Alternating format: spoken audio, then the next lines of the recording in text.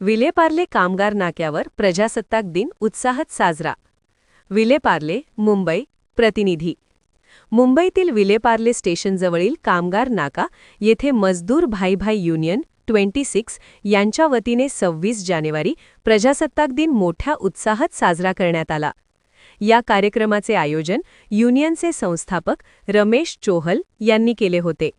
यावेळी PSI गोविंद वाणे यांच्या हस्ते झेंडावंदन करण्यात आले.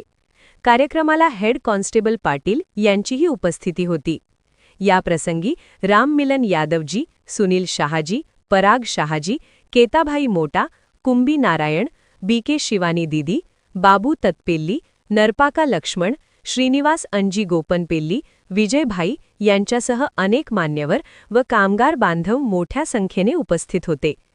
कार्यक्रमस्थळी देशभक्तीपर घोषणांचा निनाद होत असून संपूर्ण परिसर देशप्रेमाच्या वातावरणाने भारावून गेला होता.